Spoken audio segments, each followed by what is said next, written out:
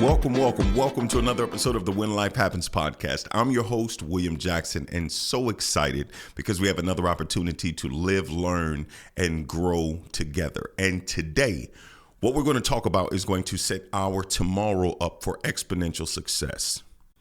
What we're going to talk about today is going to put us in places where we're able to experience more balance, to figure out ways and opportunity. Where are the spaces that are keeping us out of balance and allowing us to be led by our emotions, led by situations, instead of being led by strategy? Those who have an innate ability to find success in different seasons of life have developed a strategy, because success is not happenstance. If you want to have a successful marriage, guess what? It's not happenstance. If you want to have a successful business, guess what? It's not a coincidence. People who are thriving and not surviving have developed a strategy to get to a place where they can experience success, not by what culture deems success or societal demands of success, but what is success to you? Have you ever stopped first to actually outline the things that are set you up or setting you up for success in your eyes? What does success mean to you? When you actually break down all of the outside influences, all of the noise, all of the chatter, all of the comments, all of the things that people try to push and place on you, what is success to you? Because so many people venture into places where we are minimizing the successful areas in our lives because it doesn't match up to somebody else's version of success. We could have a successful marriage, but because it doesn't look like the marriage that we see across the street, we start to minimize the successful areas in our marriage. We may have a successful business, but because it's not bringing in the amount of money that the business across the street is bringing in, we start to minimize the areas of success because it doesn't look like what success is deemed in the eyes of other people. What does success mean to you? Because until we outline that first, until we identify the places that you need to be intentional about to experience a level of success that you are looking for outside of culture's demands and external influences, then you will continue the perpetual hamster wheel of this isn't enough. You'll get to a place where you're consistently seeking more, and what you will have may be excellent. It may be thriving, but it won't be enough. And it creates this insatiable nature in your heart to say, I got to get more. I got to do more. That vacation wasn't big enough. That launch wasn't big enough. I got to go bigger, because there's this insatiable desire to say that I have to get more and I can't be satisfied with what I have currently. But if you have not outlined what success is to you at the core of your being, depart from all external influences, then you will start to adopt what success is according to the influences in your life.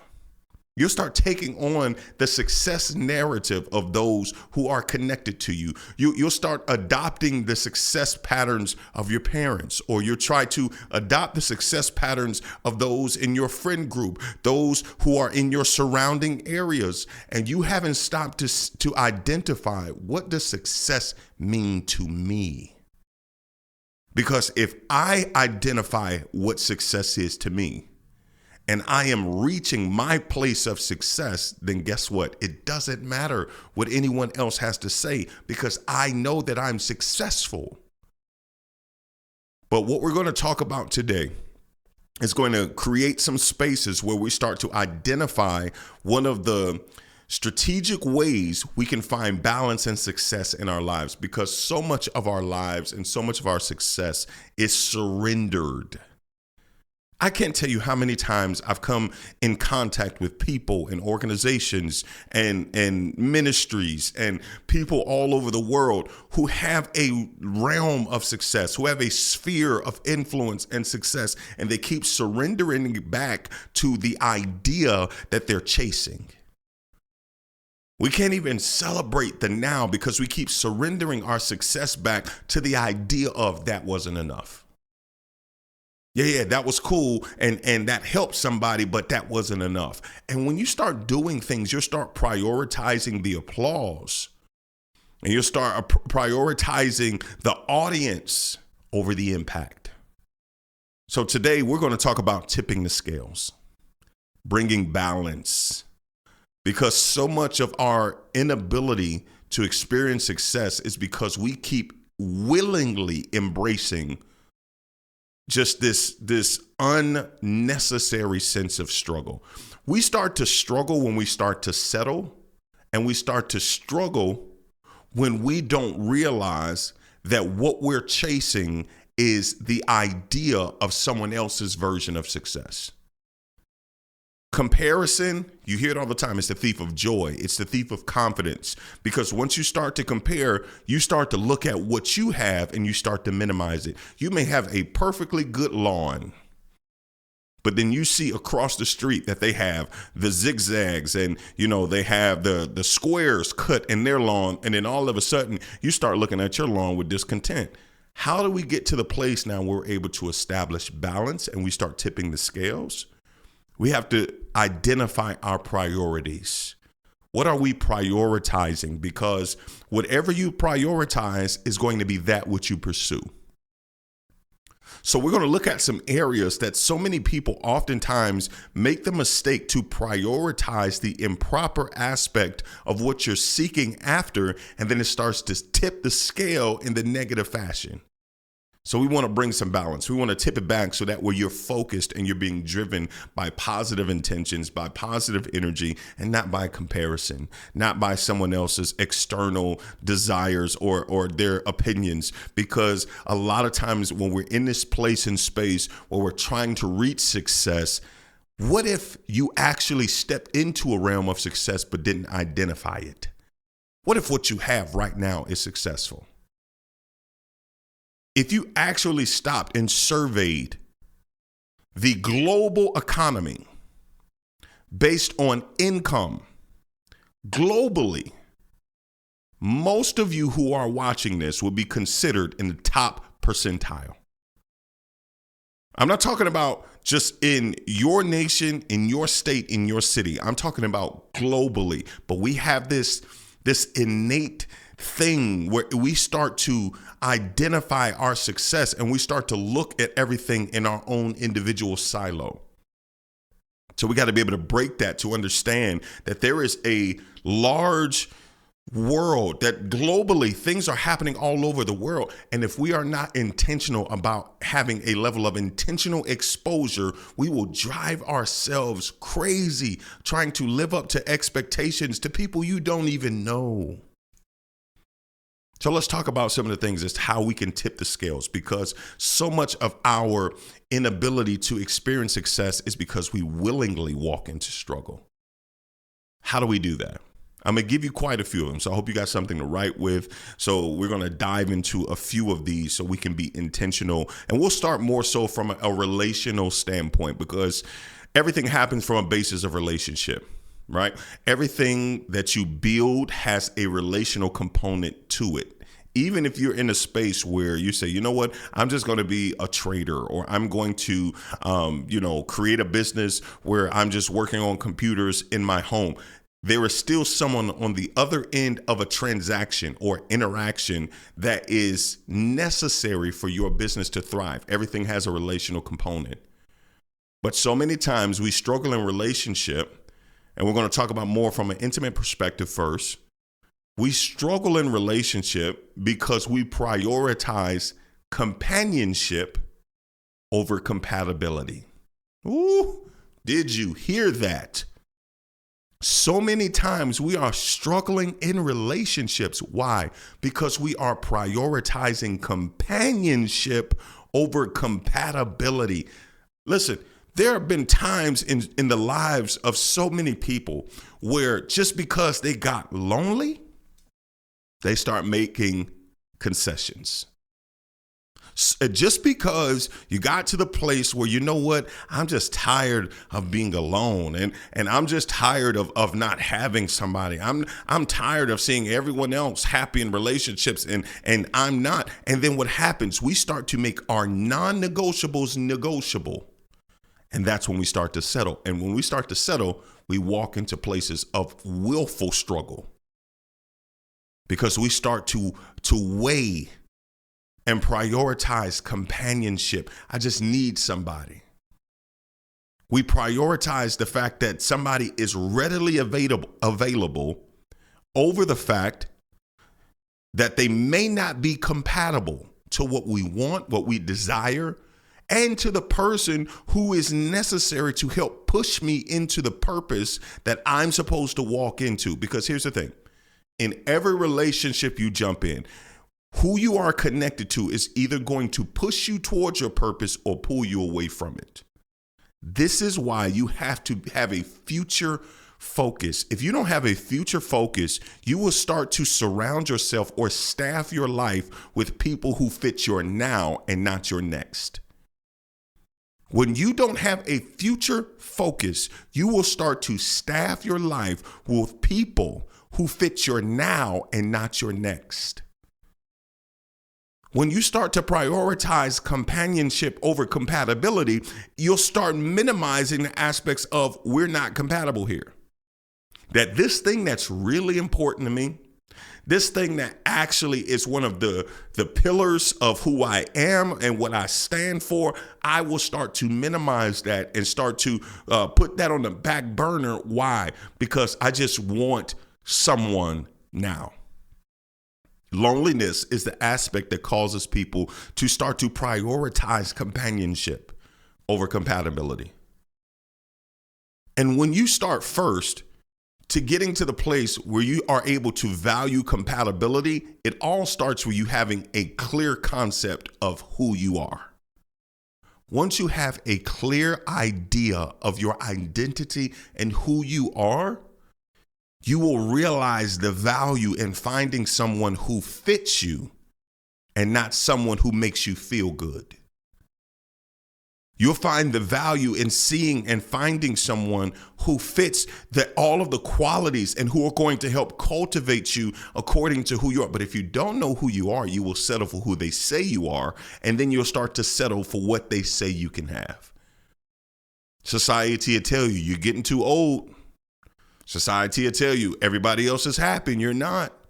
Society will tell you, listen, look at all these people who are on social media who are flaunting their relationships. Don't you want to have somebody that you can go on vacation with?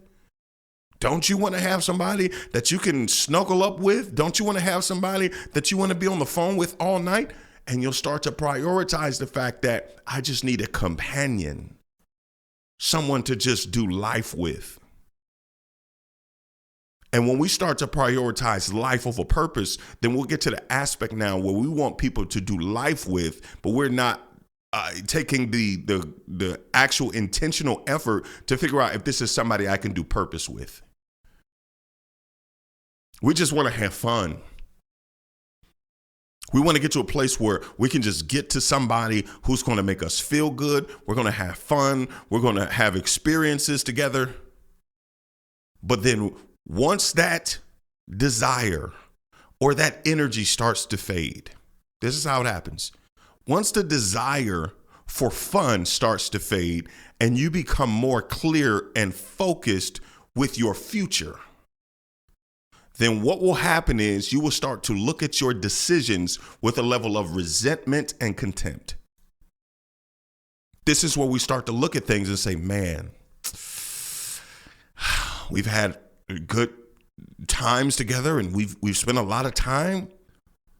But then I start to assess the fact that my future is calling me, that my purpose is calling me. It's causing me to want to do more. It's putting me in a place now where we get to a space where I'm desiring to be who I was created to be. But if I can't get to the place where I'm prioritizing that, then what'll happen is I'll make a right now decision that I'll regret later. And we start to struggle when we prioritize companionship over compatibility. When you stop and actually think about someone that you are connected to, whether it's a friend, whether it's a intimate relationship, whether it's a business partner, whether it's just somebody that you know that you spend a lot of time with, how compatible are they with you with your next? How compatible are they with you with the future version of you? They may be cool right now, but when you start to grow, how compatible are you? And here's the thing. I'm not saying that everybody is going to come in suited for the future you, but you got to also understand that in a level of compatibility, there's a thing called growth compatibility. That we can meet on one level, but if we're compatible in our ability to grow together, to get stronger together, that we're going to motivate each other, having a level of growth compatibility will then set up your life for a level of success because at least we're on the same track heading in the same direction. But if we're not, and we're trying to go different directions, we're going to cause friction in each other's lives, and then we're going to delay each other's purpose. But if I have a level of growth compatibility, even if we meet on this level and we have a desire to get better together, that causes us to thrive. So prioritizing compatibility over companionship. Are we compatible now? Are we compatible for next? Do we have a level of growth compatibility? Because if not, once I reach that place, and we all will hit that moment when your future starts to call. And that thing starts to awaken in you, and you start to have a desire for more, and you want to accomplish more, and you want to step into your future, and you want to experience a greater level of purpose. And then what'll happen is you start looking at your current situation with a level of resentment. You'll start to have a level of bitterness to sit in. You'll start to look in with the aspect of regret. And a wise man once said that fear is temporary, but regret is permanent. So you got to prioritize. Tip the scale. You may want somebody now, but is the person that you're going to connect with now going to be suitable for your next? What's another thing that we do? And this happens a lot of time in business. So I'm going to talk to my entrepreneurs, my business owners, my leaders of organizations. What happens is we start to prioritize. When we tip the scale, we're out of balance when we're prioritizing profitability over purpose. We start to prioritize how much money it's making, and we start to negate the fact that this does not tie into my mission. If you don't have personally, for yourself, for your business, for whatever you're building, if you don't have your own personal mission, core values, and vision statement, if you don't have an outlined mission, vision, and core values for who you are, for your personal self, and for anything that you're building, you will continuously compromise according to the thing that is bringing you the most perceived success. When we start to prioritize profitability over purpose, we start to cut corners. The only way you get a square peg in a round hole is if you start cutting corners. When you start to prioritize, is it profitable? And here's the thing. We all want to make money in business. But when money is the driving force, then you will minimize the mission. You'll minimize the purpose aspects of why you got started. And if you start to minimize purpose, then chasing after the profit will cause you to start doing things that will create more pain in the experience of those who are on the other end of the interactions. Are you in a space where you can say that I am chasing after the thing that I was created for? Because if not, and I'm prioritizing my profitability over my purpose, then everything that is my internal core why, because you have to have a why behind the what. Your why is the reason. It's the driving force that keeps you going. It's the thing that's making you get up in the morning. Your why is the thing that motivates you to want to do more, to want to go harder, to want to push beyond your limits. Your why is the concrete driving force. It's the motor that keeps you consistently investing in the what. And the what is the work. Because if you don't have a why, then guess what happens? When the things that you are trying to build, when the what starts to go crazy, you're more inclined to throw in the towel. But if you have a concrete why, a concrete vision, concrete mission, concrete values, when you have these a core value proposition for your life and for what you are building, it'll keep you connected and invested even when it's not going your way. But if you are prioritizing profitability over profit, then guess what? When it's not going your way, you'll be willing to cut the corners or to do the things that are necessary to shift you back into a place of profitability, even if it's minimizing the purposeful aspects of why you got started. So we got to tip the scales. What are we after? What are we after? Yes, we want to be successful. Yes, we want to have a place where we can call our own, and we want to have something that we're building that has a level of intentionality and our legacy to be success. But at what cost? Because what you deem as profitable could actually be a larger cost that you have to pay in the long run. So are we prioritizing our profitability over our purpose?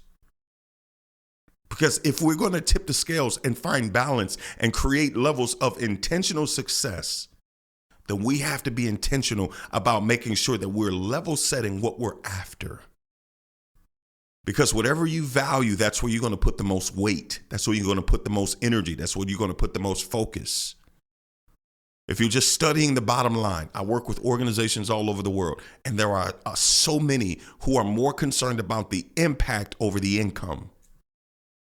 But then there are those who, how does this affect my bottom line? How does this affect the amount of money that I bring in? And if it's not moving that needle, I don't care about the impact. And the people who are working within the organization are suffering. Please note that whatever you're building, if you are prioritizing profitability over purpose, the people who are assigned to help push the plan will inherit or get to a place where they are inadvertently suffering as a result of the direction that you are headed in, because people are attracted to the purpose. And people will commit because of the purpose, because of the direction that you're headed in. But if you don't have a concrete purpose and you start to cut the corners, then everyone who came for purpose sake will start to experience unnecessary pain because of the directional shift, because we were out of balance. So how do we tip the scales and get into a place where we're now focused now on purpose? You got to get back to your why. What is the reason that you got into this in the first place? And if you don't have a core value proposition, if you don't have a concrete mission, concrete values, concrete vision, then you got to start there to figure out what matters to me. Why am I doing what I'm doing? Because if I don't have a why, then everything that I do is subject to someone else's direction, is subject to external circumstances. But if I have a why, my why becomes my North Star. And that is what we chase. That's what we work after. So how are we prioritizing aspects? I'll give you another one. This will probably be the last one, and then we'll probably pick this up on another episode. So this will be part one of tipping the scales. But another thing that we do oftentimes when we're out of balance is we prioritize approval over authenticity. We get to a space now where, especially in this day and age, where we're so consumed and so intentionally focused on the approval of others, and we start to people please. We start to shape our content. We start to shape our business. We start to shape our relationship around the aspects as to what is going to be pleasing to people so that we can garner their approval, and then we start to minimize our authenticity.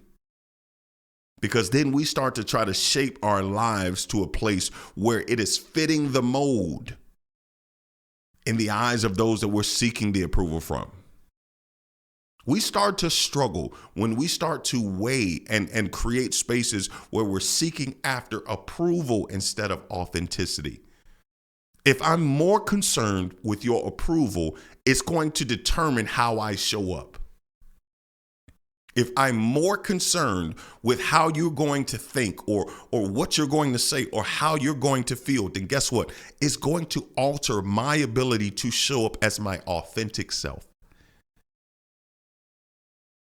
If I'm more concerned with the approval of the audience, then I will not be able to show up authentically as me.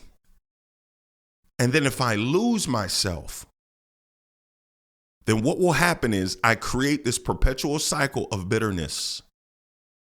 When I start to lose myself, when I start to become more focused on whatever you like, whatever you want, whatever you like, whatever you want. One of my favorite movies, and it makes me think of this because we just lost a legend in the acting world. James Earl Jones just passed. Iconic, some of the legendary performances, the voice behind Mufasa. I was telling my wife, I said, now I got to go back and watch Lion King, and that Mufasa scene where he dies is going to hit a little harder this time, right? Iconic performances in Star Wars as Darth Vader, and so many incredible performances in Conan the Barbarian. The list goes on and on. But one of the things that make me think about him in the context of people's approval and their authenticity is there's a scene in the movie Coming to America where the prince has this arranged marriage, and the young lady who is the suitor comes in, and she's been trained to do whatever the prince desires, whatever he wants, whatever he desires, it doesn't matter. So he's in this pursuit for love. And in his pursuit for love, he's trying to get to the root of your authenticity. So he brings her, they're supposed to have a wedding, and there's this grand entrance, and Oha sings this song. And so he said, will you excuse us for a moment? They go into the back, right? And he was like, hey, I want to know what you like. I want to know your authentic version.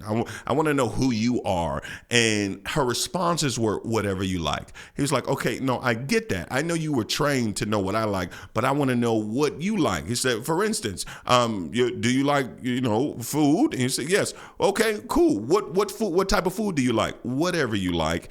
And so he starts to say, listen, I know you've been trained to know what I like, but I want to know what you like. I want to know who you are. And he starts to prioritize the authenticity instead of her seeking out his approval. So he's getting frustrated. Why?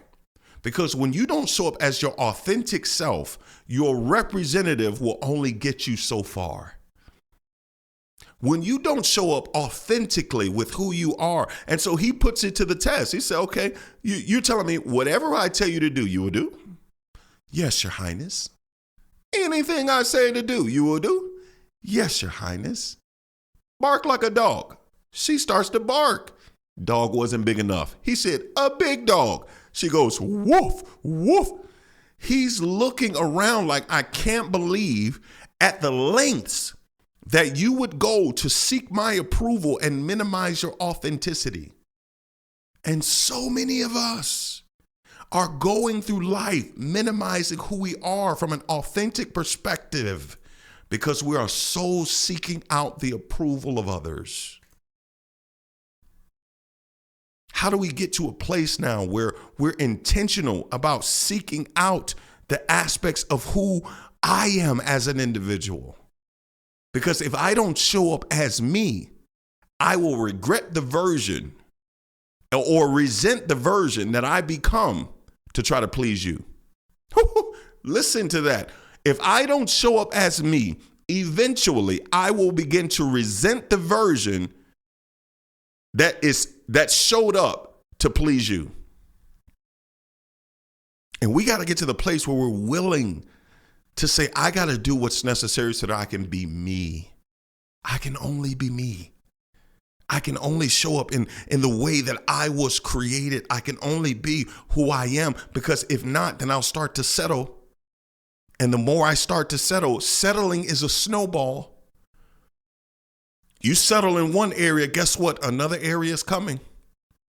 And the more you settle, the more people will anticipate or expect you to settle.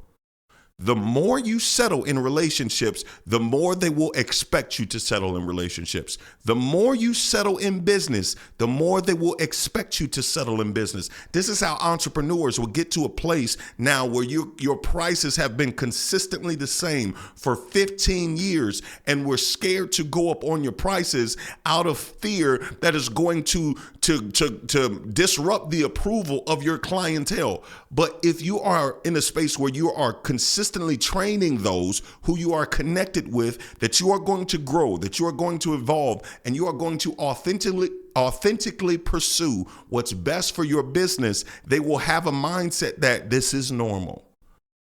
But when you've settled for years and you've taken so much, when you start to take a stand, people will start to look at the fact that you are standing up for your authenticity as a problem, because they've gotten so used to the version of you that best suits their needs. When you settle for years and then decide to make a stand, people will look at your stand and cause you to think or feel that you standing up for yourself is the wrong thing to do. Why? Because that version no longer suits their comfortability. This is why we have to be intentional about maintaining balance when we're going in. I got to prioritize my authenticity over your approval.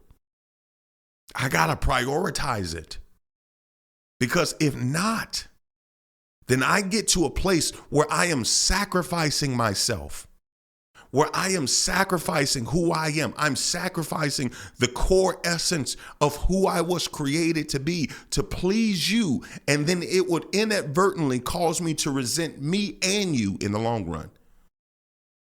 This is how people get to a place now where just one day they hit this emotional wall where fatigue kicks in. And then now all of a sudden they're looking at their spouse, they're looking at their relationship, they're looking at their business with so much disdain, so much disgust. Why? Because you realize how much of who you were was lost in your settling to make people happy, to garner their approval. So you got to get to the place where I'm prioritizing my authenticity over the approval. Because if not, when I start to tip the scale and I start to see all of the things that are happening as a result of me prioritizing their approval over my authenticity, then eventually I will come face to face with a version of me that I am appalled with. What are the areas in your life where you may have prioritized the wrong thing, where you may have stepped out of alignment with who you were created to be? You should get you a notepad and figure out areas that you are focused in on more so of your compatibility versus your companionship. Are you more focused on your profitability or your purpose? Are you more focused on your authenticity or their approval? And if you are in a place where you're in that column to say, I have been settling, I have been willingly struggling because I've been focused on the wrong things and I've tipped the scale in a negative favor, the good news is today you can make a choice to right the ship, to balance the weight, to shift your focus, and to get back into the place that you were called and created to be. Listen, I hope you got something out of this episode. If by chance you leave away from this episode and forget everything that I've said, I need you to understand that you have inside of you already everything that you need to overcome and succeed when life happens.